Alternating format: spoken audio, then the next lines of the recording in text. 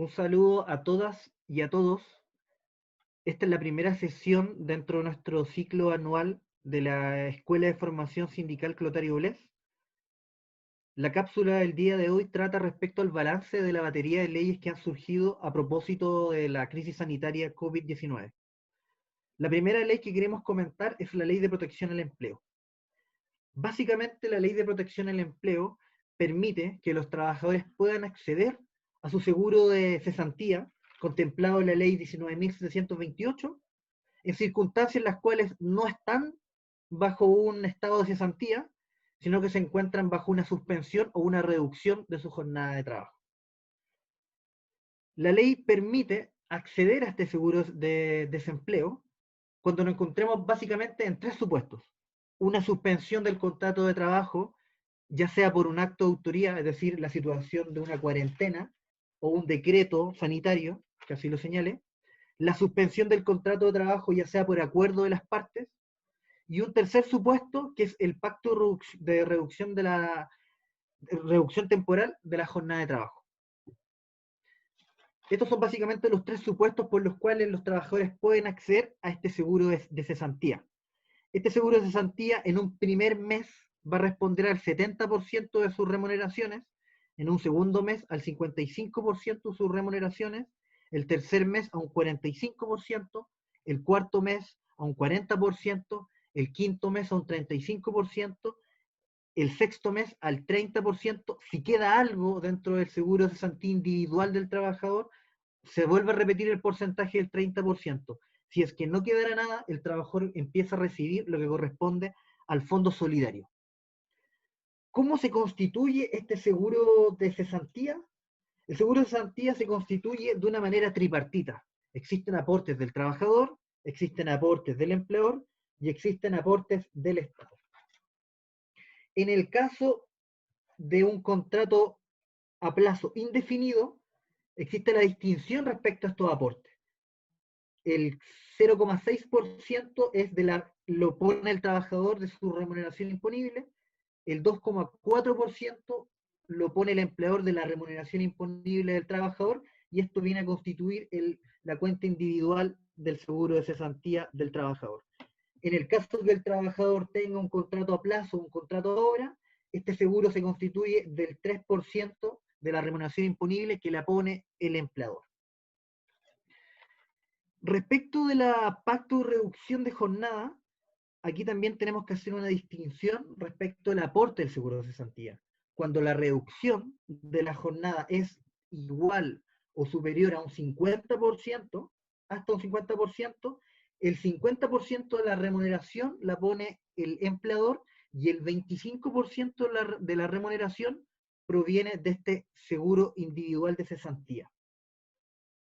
Si la reducción es de solamente un 40% de la jornada laboral, es decir, el trabajador mantiene el 60% de su jornada laboral, ese mismo porcentaje, es decir, el 60% de su remuneración, debe ser pagada por su empleador. Estos son los tres supuestos por los cuales se puede acceder a un seguro de cesantía sin que el trabajador se encuentre cesante. Siguiente, por favor. ¿Cuál ha sido el balance de la aplicación de esta ley?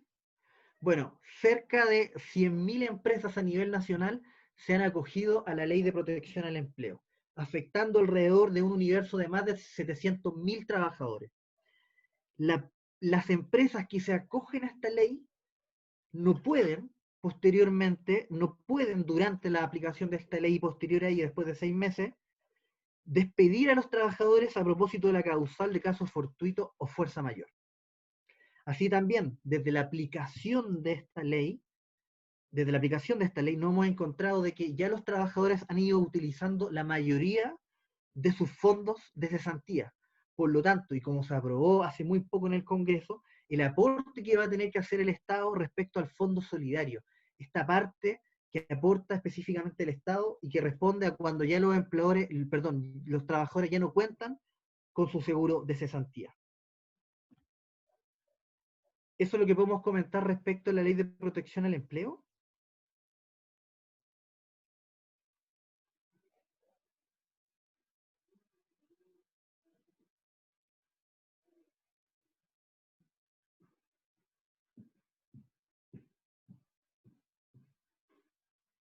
La siguiente ley que vamos a comentar ahora es la ley de teletrabajo y trabajo a distancia.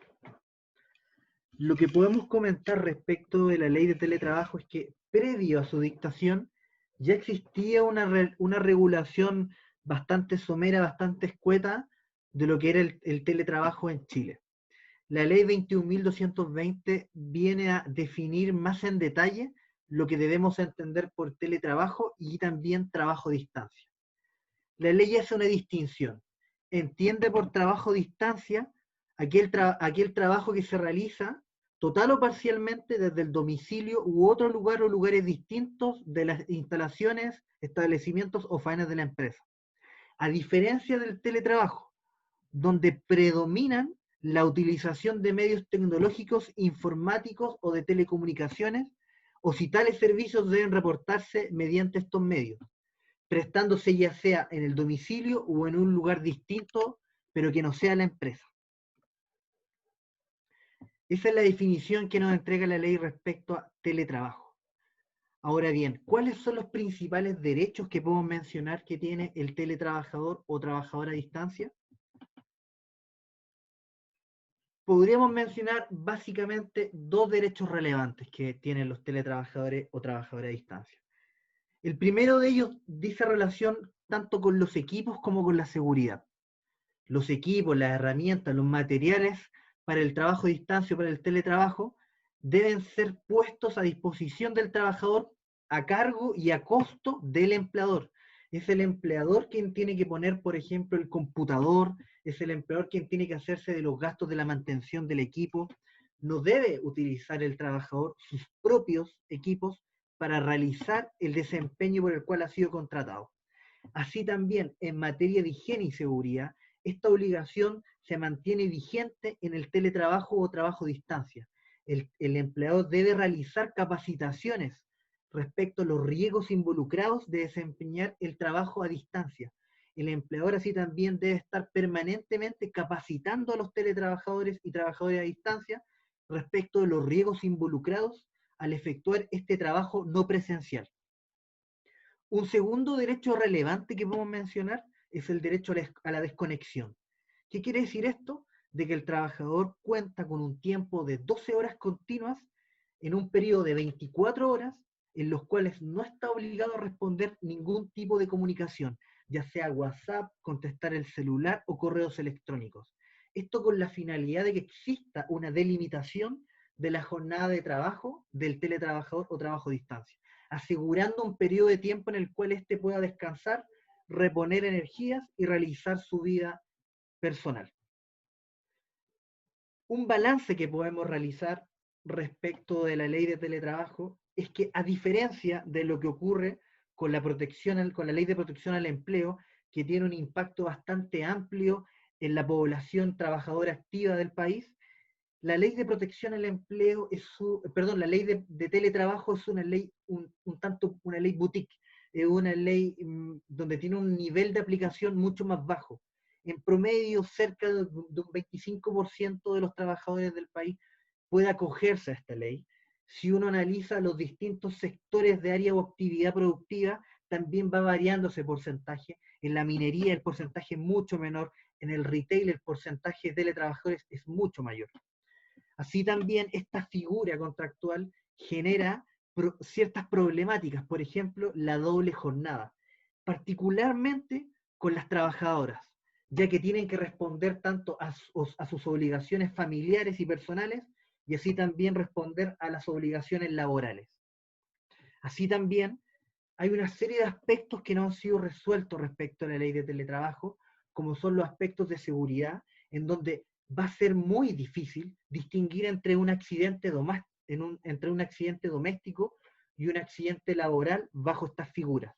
Así también va a haber una dificultad respecto al respeto de ciertos derechos fundamentales como es la vida privada o la intimidad de los trabajadores con el uso de nuevas tecnologías en el desempeño de ciertas funciones.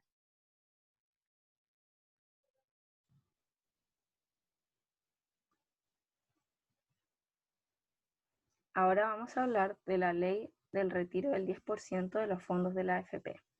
La Ley 21.248 es una modificación transitoria a la Constitución de la República.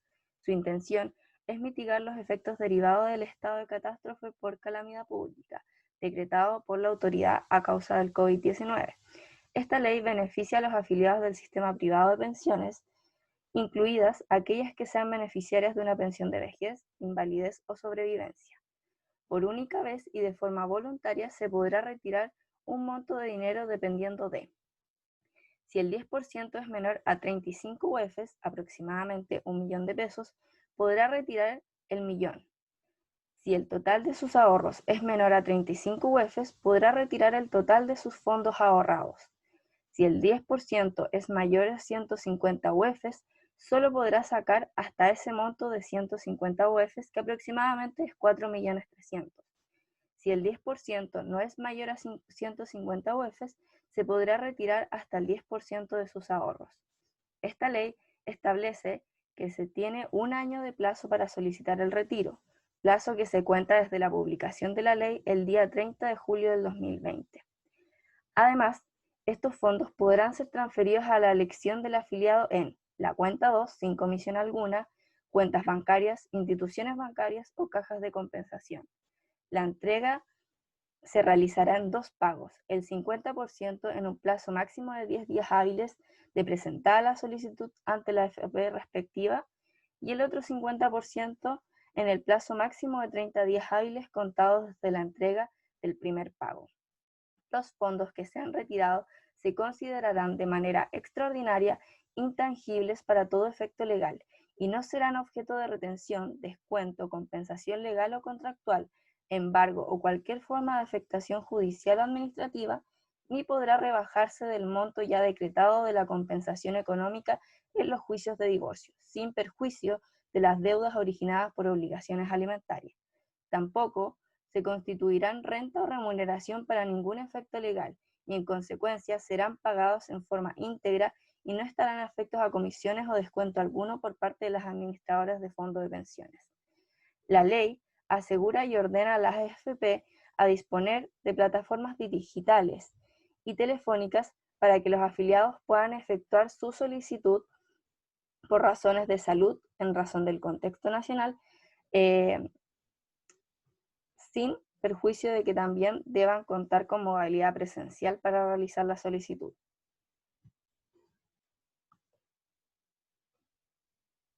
Ayer martes, la Superintendencia informó de un total de 8.545.306 personas han ingresado sus solicitudes para retirar sus fondos.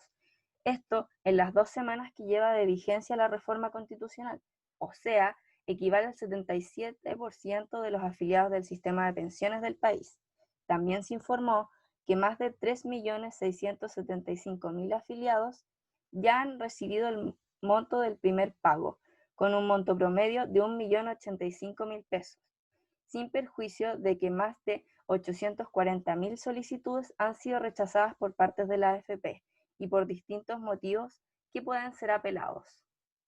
Este gran número de afiliados que han solicitado el beneficio muestra que esta ley ha sido una medida completamente atingente y necesaria en virtud del contexto, proporcionando a las familias más necesitadas un salvavidas oportuno para cubrir las deudas ya existentes y o futuras a corto plazo.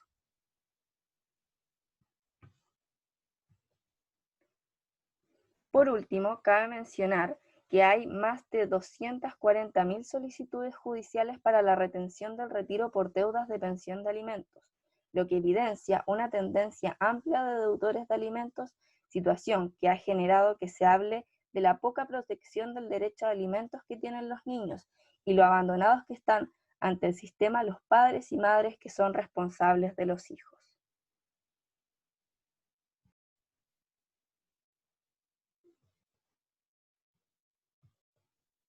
Ahora vamos a hablar del postnatal de emergencia.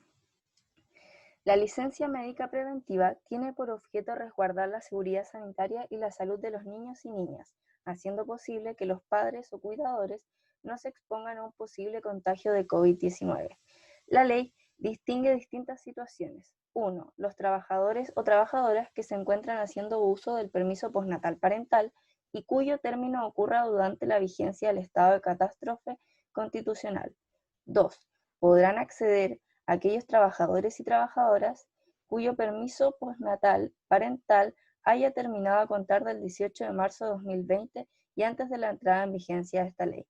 Este beneficio deberá otorgarse por jornada completa y la licencia se extenderá por un periodo de 30 días, el cual podrá renovarse por un máximo de 2 veces por el mismo plazo y de manera continua entre sí, en tanto se mantengan las condiciones. En caso de que el trabajador estuviera haciendo uso de otra licencia médica, deberá esperar el término de esta para poder hacer uso de la licencia médica preventiva parental. Si ambos padres hubieran gozado del permiso postnatal parental, cualquiera de ellos, a elección de la madre, podrá gozar de esta licencia médica. Durante el periodo de licencia médica, el trabajador gozará de un subsidio cuyo monto diario será el mismo que el subsidio que hubiera recibido por causa del permiso postnatal parental. También será aplicable para los trabajadores independientes que hubieran hecho uso del permiso postnatal parental. El subsidio derivado de esta ley será a cargo de la institución de salud provisional a la que se encuentre afiliado el trabajador o del Fondo Nacional de Salud según corresponda. Los trabajadores que hagan uso de la licencia médica preventiva parental tendrán derecho a una extensión del fuero. Tercera situación que contempla esta ley es para los trabajadores al cuidado personal de niños o niñas nacidos a partir del año 2013, mientras permanezca suspendido el funcionamiento del establecimiento educacional, jardines infantiles y salas cunas por acto o declaración de la autoridad. Los trabajadores tienen que estar afiliados al seguro de desempleo y tendrán derecho a suspender los efectos del contrato de trabajo por motivos de cuidado. También menciona a los trabajadores de casa particular, que tendrán derecho a suspender los efectos del contrato por motivos de cuidado. Para lo anterior, el trabajador deberá realizar la solicitud de las prestaciones ante la administradora de fondo de pensiones respectiva, las cuales se pagarán con cargo a su cuenta de indemnización a todo evento. Las prestaciones serán compatibles con el ingreso familiar de emergencia, así como también con otros beneficios económicos que se otorguen o se obtengan. Las licencias médicas preventivas parentales expirarán por el solo ministerio de la ley por las siguientes causales: A. Con el término del estado de excepción constitucional, incluidas sus prórrogas. B. Con el término de la vigencia de la presente ley. C. En caso de fallecimiento del niño o niña causante de la licencia médica preventiva. El Ejecutivo ha dispuesto que esta ley podrá beneficiar a aproximadamente 850.000 familias, de los cuales cerca de 45.000 padres o madres cuyo permiso postnatal parental haya vencido o vaya a vencer entre el 18 de marzo de 2020 y el fin del estado de catástrofe, y además contempla la suspensión laboral por motivos de cuidado que beneficiará aproximadamente 800.000 familias. Un balance por distintas regiones aleatoriamente del país, podemos ver que en la región de Valparaíso, al día 7 de agosto, se han solicitado 1.457 licencias, equivalente al 8,7% del total nacional disponible. En la región de Ariné y Parinacota, al 3 de agosto se habían solicitado 171 solicitudes de un total de 522 disponibles para la región. En la región de Ñuble, al día 6 de agosto, se habían solicitado 294 solicitudes, que corresponde al 50,3% del total disponible para la región. Y en Los Lagos, aproximadamente 800 solicitudes se habían solicitado hasta el 12 de agosto, que corresponde al 39,1% de los cupos entregados a la región. Bueno, esta ha sido nuestra primera clase del ciclo de formación sindical 2020 de la Escuela de Formación Sindical Clotario Blest. Recuerden que si tienen dudas respecto de esta clase o de cualquier otra consulta que tengan, la pueden hacer llegar vía nuestro correo electrónico o nuestras redes sociales. Muchas gracias.